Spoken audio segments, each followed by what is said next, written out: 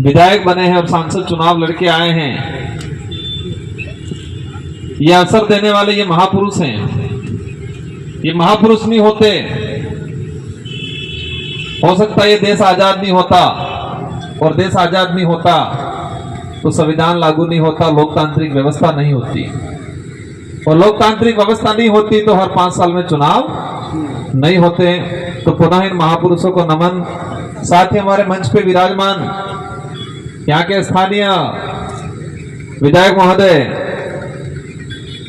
यहाँ के आपके सांसद प्रत्याशी, हमारे राजस्थान से आई हुई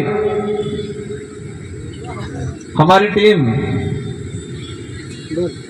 बांसवाड़ा, प्रतापगढ़, डूंगरपुर के सारे साथीगण, हमारी महिला विंग, हमारे माइनॉरिटी के भाई, एससी समुदाय के भाई, हमारे सरपंच साहब भाई केशु जी एवं समस्त पदाधिकारी गण, हमारे बिल प्रदेश विद्यार्थी मोर्चा के प्रदेश संयोजक, सभी मंच पे विराजमान जो क्षेत्र का नेतृत्व करता है,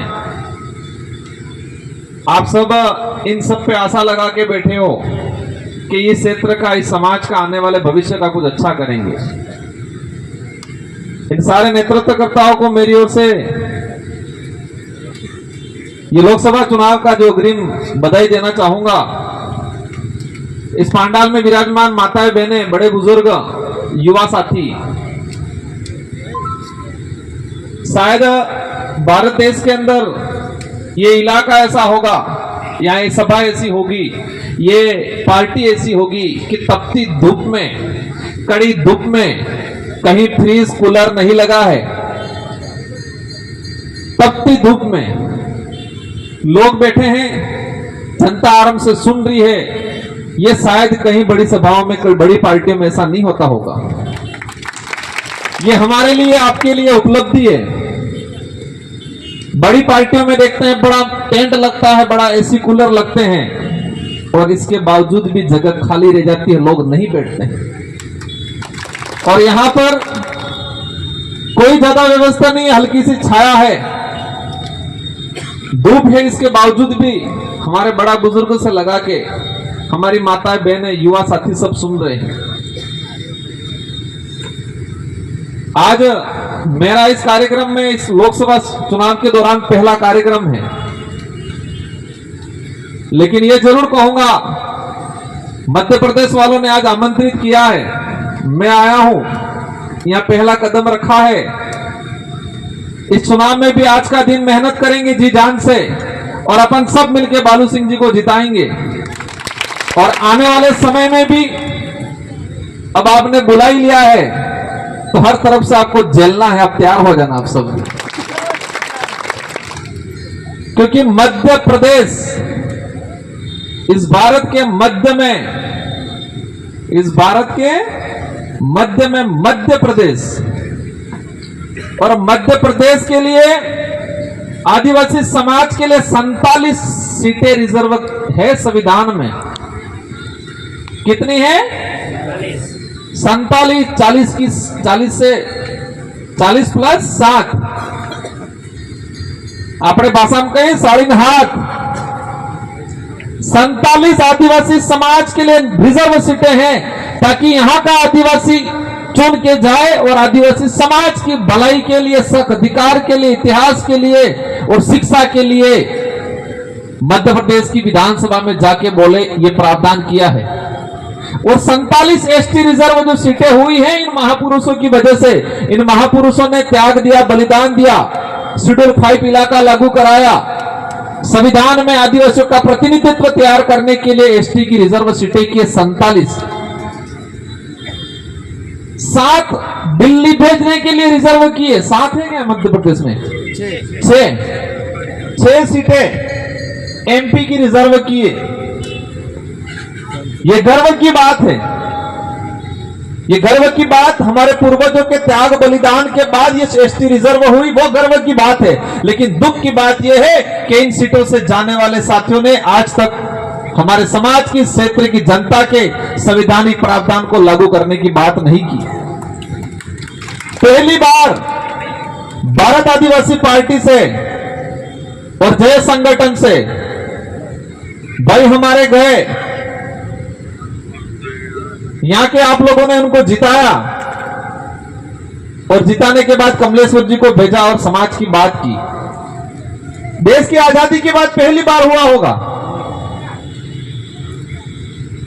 यह आज तक इसलिए नहीं हो पाया कि हम हमारी ताकत को पहचान नहीं पाए। इंसान या कोई भी समाज तभी ग्रोथ कर पाता है कि उसकी ताकत क्या है उसको पहचान ले। और हम हमारे पूर्वज कांग्रेस बीजेपी ने आज तक बारी बारी से लूटा था। कांग्रेस और बीजेपी के नेताओं ने बारी बारी से लूटा था और हमारी जो ताकत है उस ताकत को नहीं बताया। और हमारी ताकत है वो वोट है। क्या है? वोट। ये मत जो है जीरो से हीरो बनाता है और हीरो से वापस जीरो भी बना देता है। ये वोट जनता के पास में, इस देश को चलाने की चाबी आप लोगों के पास में है। ये हर 5 साल में लगाने का अवसर मिलता है, जिसे लोकतंत्र की कुंजी कहते हैं, जिसे वोट एक आम से खास बनाता है। आज मैं भी गरीब परिवार से था। मेरे को 2018 में मेरे विधानसभा क्षेत्र की जनता ने विधायक बनाया और दूसरी बार 70,000 वोटों की लीड से जिता के फिर भेजा मेरे को। और आज बांसवाड़ा डूंगरपुर के कार्यकर्ताओं की जनता ने मुझे सांसद चुनाव लड़ाया और मैं 100% यकीन के साथ कह सकता हूं क्योंकि मेरे कार्यकर्ताओं ने दिल से मेहनत किया और हम दिल्ली जाएंगे, अवश्य जाएंगे। तो मैं कोई ताकतवर नहीं हूं, मैं कोई ताकतवर नहीं हूं, मैं कोई बड़ा इंसान नहीं हूं। जनता ताकतवर है और एक बार बनने के बाद जनता की भावना के अनुरूप मैंने काम किया, इसलिए मुझे दोबारा बनाया जनता ने। और नहीं करता तो मेरे को घर पे बिठा देती, बिठाती कि नहीं बिठाती? तो ताकत किसके पास है? आप लोगों के पास है। कांतिलाल जी के पास नहीं है ताकत। उधर वो खड़े हुए क्या नाम है भाजपा से, अनीता मैडम के पास नहीं है ताकत। वो आपसे मत की भीख मांगेंगे लेकिन वो झूठ बोल के मांग रहे हैं। और ये परिवार जो चल रहा है कांग्रेस और बीजेपी में रतलाम सीट पर, उस परिवारवाद को खत्म करना है क्योंकि ये लोकतंत्र है, राजतंत्र नहीं है। राजतंत्र में आजादी से पहले राजा का बेटा ही राजा बनता था, रानी के पेट से राजा पैदा होता था। वो राजतंत्र था, ये लोकतंत्र है। और लोकतंत्र में जनता तय करती है कि हमारा क्षेत्र का राजा, हमारे क्षेत्र का नेता कौन होता है। तो इस बार कांग्रेस और बीजेपी के नेताओं को एहसास करा देना है कि लोकतंत्र है, राजतंत्र नहीं। तुम्हारे घर में ही बार बार बारी बारी से टिकट देते रहो। पत्नी को एमपी की दे दी, पति एमएलए मंत्री, पिता सरपंच सुनने में आया है, इधर फिर बेटा एमएलए, खुद एमपी। यही चल रहा है क्या? भला किया हो तो समझ में आए।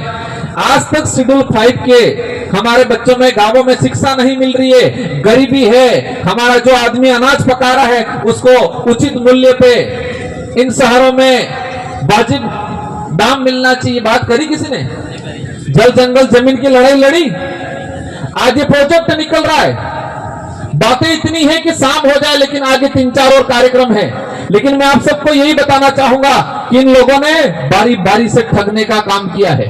और आज ये जो विचारधारा काम कर रही है, ये विचारधारा सिर्फ एमएलए एमपी बनने के लिए नहीं, हमारे क्षेत्र की जनता को आत्मनिर्भर खुद के पैरों पर खड़ा करने के लिए तैयार करने का काम कर रही है ये विचारधारा। आपको लड़ना है हक अधिकार के लिए और उस लड़ाई में सबसे आगे हम रहेंगे। और हम दिल्ली के सदन में, राजस्थान के सदन में, मध्य प्रदेश के सदन में हम लड़ाई लड़ेंगे। आज ये बड़ा प्रोजेक्ट निकल रहा है, सुनने में आया मुझे। एयरलाइन कोई निकल रहा है, कोई बड़ी फैक्ट्री आ रही है शायद। इस एयरलाइन के आसपास सुनने में आया है कि एक 500 से 1 किलोमीटर के लमसम किसी भी जमीन को अलॉटमेंट नहीं करेंगे। शायद आपको नहीं पता होगा। और उस जमीन पे हमारा भाई बैठा हुआ बिलाना चारा का पड़े जमीन पे। और इसको आज सरकारें, भाजपा की सरकार उसको अतिक्रमण मान रही है। क्या मान रही है? अतिक्रमण। भाजपा का निर्माण नहीं हुआ, उससे पहले से उस घर पे, उस जमीन पे मकान बना के बैठा हमारा भाई। भाजपा पार्टी नहीं बनी थी। पहले थे कि जगह मत रे लीजिए हमारा भाई खेती बाड़ी करे। और आज भाजपा सरकार अभी कह रही थी कि अतिक्रमण है, इसको हटाओ। जो हमको हटाने की बात कर रहे हैं उन पार्टियों को यहां से हटा के भेज देंगे आने वाले समय के अंदर। आप मजबूत रहना। आपका जो वोट है ये बहुत कीमती है और इस बार ऐसी चाबी लगानी है कि कांग्रेस बीजेपी वालों को पता चल जाए कि ये लोकतंत्र है, राजतंत्र नहीं है। ये हर बार चुनाव में करते हैं। अभी मैंने सुना टोकन मिल रहा है, खाने का पीने का टोकन दे रहे हैं सुनने में। सही बात है क्या? इस पे मैं ज्यादा नहीं कहना चाहूंगा, लेकिन एक इतिहास का किस्सा सुनाना चाहूंगा। भीमराव अंबेडकर को सब जानते हैं क्या? संविधान निर्माण करने का काम किया इस आदमी ने। इस देश की गरीब जनता, एसटी एससी ओबीसी के लिए, आदिवासियों के लिए, दलित के लिए, ओबीसी के लिए, गरीबों के लिए प्रावधान किया बेस्ट इस आदमी ने। लेकिन ये पहला चुनाव जब लड़े, जिस सीट से लड़े थे ये बंबई के पास में, और उस सीट पे 80% आदिवासी, एससी और गरीब आदमी रहता था। जिस आदमी ने इस देश को बढ़िया संविधान दिया, जिस आदमी ने लोकतांत्रिक व्यवस्था दी, जिस आदमी ने गरीब आदिवासी एससी को वोट का अधिकार दिया, और उसी आदमी को पहला चुनाव हारना पड़ा। पहला चुनाव हारना पड़ा। जिस सीट पे 80-85% आदिवासी एससी गरीब रहता था, और जिस आदमी ने जिस समाज के लिए, जिस लोगों के लिए भला किया, और उन लोगों ने उसको पहला चुनाव हराया। क्यों हराया वो? क्योंकि जिस लोगों को अधिकार दिया था उस आदमी ने, उन लोगों को यह नहीं पता था कि ये अधिकार है, ये हमारा हथियार है, ये नहीं पता था। उनको लगा ये वोट तो फ्री में देने का, पुडली में देने का, खाने में देने का है। और उस समय उनको हार झेलनी पड़ी। सेकंड चुनाव फिर पश्चिम बंगाल की तरफ जाके चुनाव लड़े और जीते। इसलिए कांग्रेस बीजेपी ने शुरुआत से चुनाव के 2 दिन पहले दारू पैसा बांटने का काम किया है। अगर देते भी हैं ले लेना, वो कड़िया काम करी नहीं आनी आनी, ये अपना पैसा ही। लेकिन ई लઈને તમે આણાળા પેલા વોટ આલવાન કરવું નહીં, મજબૂત રહેવું હોય અને આજ તક બેકૂફ બનાવજો, એક પ્રમાણે વ્યવસ્થિત બેકૂફ બનાવો। અમાર બાસવાડા ડુંગરપુર में व्यवस्थित रगड़ो काढ़ी नाखજો। मोदी जी आगे थे नहीं समझू है, मोदी जी आए थे नहीं जमा मामला। बांसवाड़ा डूंगरपुर वाला जमा है कि व्यवस्थित रगड़ो काढ़ी नाखજો। सप्पा भूत पलित बलित हो सब हमारे मध्य प्रदेश बॉर्डर पाते मिल ली थी। तमें एवढो गए पलाहाड़ काढ़ी स्टेट पलाहाड़ काढ़ी दी हमने छत्तीसगढ़ आड़ी, और पलाहाड़ सीधा बंगाल की खाड़ी में। यहाँ पर 47 सीटें एसटी रिजर्व है। हम सब मिलके आने वाले समय के अंदर यहाँ पर 6 एमपी रिजर्व सीटें हैं। दुख इस बात का है, कई संगठन बने, कई संगठन बिगड़े।